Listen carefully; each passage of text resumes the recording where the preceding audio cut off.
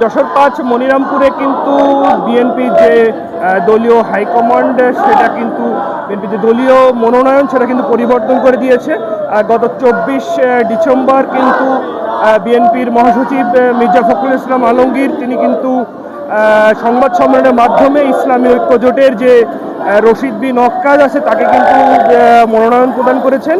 প্রথমে কিন্তু গত প্রায় ২০ দিন আগে কিন্তু বিএনপির মনোনীত মনিরামপুর উপজেলা বিএনপির সভাপতি শহীদ ইকবাল হোসেনকে কিন্তু বিএনপি মনোনীত ধানের শীষ প্রদান করা হয়েছিল, যেটা কিন্তু গত ২৪ তারিখে হঠাৎ করেই পরিবর্তন করা হয়েছে, যার কারণে উপজেলা বিএনপির যারা নেতৃবৃন্দ আছে এবং তৃণমূলের যারা বিএনপি কর্মী আছে তারা কিন্তু হঠাৎ করেই বিস্মিত হয়েছেন এমন একটা সিদ্ধান্তের, যে সিদ্ধান্ত পরবর্তী কিন্তু মনিরামপুরে আজকে উপজেলার যারা বিএনপি কর্মী আছে তারা কিন্তু কফিন মিছিল থেকে শুরু করে এটা বিক্ষোভ মিছিলে কিন্তু করছেন।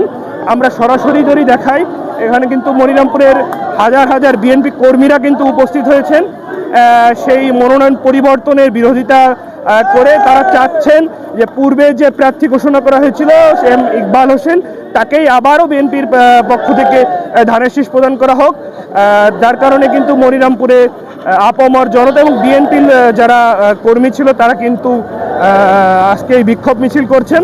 তো যশোর ৫ মনিরামপুর আসন থেকে এটাই ছিল, কিন্তু সর্বশেষ উল্লেখ্য কিন্তু একটা ঘটনা আছে, যশোরের ৬টি আসনের ভিতরে কিন্তু ৪টি আসনেই কিন্তু পরিবর্তন করা হয়েছে। যশোর ৫-এ ইকবাল হোসেনকে পরিবর্তন করে রশিদ বিন ওয়াক্কাসকে মনোনয়ন দিয়েছেন। যশোর ৬-এ কিন্তু কাজী রৌনকুল ইসলাম শ্রাবণকে পরিবর্তন করে আবুল হোসেন আজাদকে মনোনয়ন দেওয়া হয়েছে।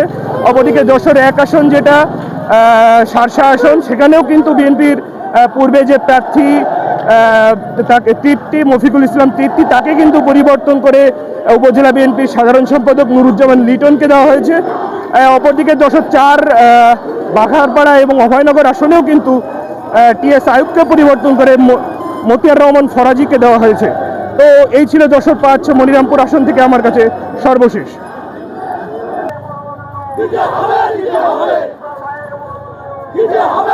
হবে